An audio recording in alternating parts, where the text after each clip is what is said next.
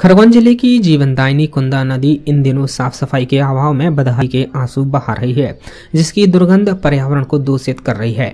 आपको बता दें कि पूर्व में भी नगर पालिका और सामाजिक संगठनों ने समय समय पर नदी की साफ सफाई के लिए अथक प्रयास किए, बावजूद उसके गंदगी पैर पसार कर आमजन को मुंह चढ़ाते दिख रही है।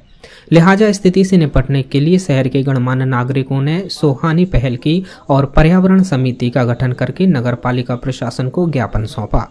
इस दौरान समिति संयोजक परशुराम डंडीर ने अपनी 9 सूत्रीय मांग को लेकर ज्ञापन सौंपा और जनभागीदारी की मदद से स्वच्छता अभियान में योगदान देने का संकल्प लिया।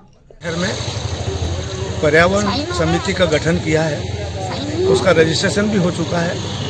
शहर की स्वच्छता और पर्यावरण हमारा उद्देश्य है। तो स्वच्छता के लिए तो जो कुंदा हमने आज से 30 साल पहले देखी थी कि उसी कुंदा में लोग नहाते थे और उसी कुंदा का जल लेकर गणेश मंदिर पर और महादेव मंदिर पर चढ़ाते थे। आज वहाँ जल की स्थिति ये है कि खड़ा रहना भी मुश्किल हो रहा है।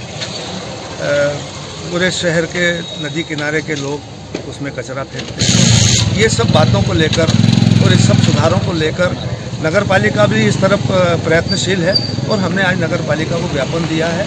निश्चित तौर पर रविवार के दिन हमारे शहर के वो सब लोग जो इस स्वच्छता में शामिल होना चाहते हैं वो आएँ और मंदिर और चर्च और गुरुद्वारे के सामने जो ईद के अपने मस्जिद के सामने जो सारा ढेर लगा है कचरे का, उस कचरे के ढेर को साफ करने में हमारी सहयोग करें।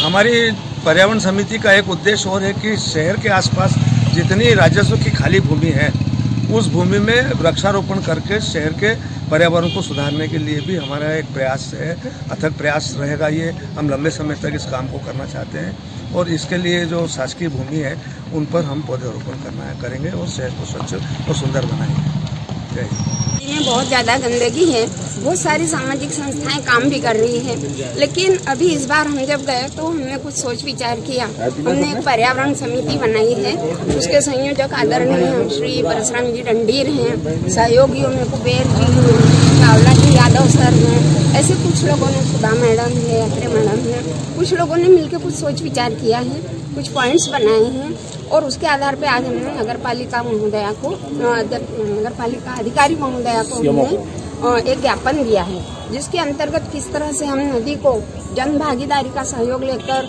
पर्यावरण समिति के साथ में मिलकर किस तरह से नदी किनारे को सुंदर बना सकते हैं। भगवान का मंदिर है वहाँ, चर्च है वहाँ, गुरुद्वारा है वहाँ, है ना, मस्जिद है वहाँ, सभी धर्मों के तीर्थस्थल। जैसे किसी नदी के किनारे जब इस तरह के स्थान होते हैं तो हम उसको तीर्थस्थल मानते हैं और हम देख रहे हैं कि उस तीर्थस्थल पर इतनी ज्यादा गंदगी है कि उसको रिमूव करना बहुत जरूरी है। तो इसके लिए हमने कुछ पॉइंट्स बनाए हैं।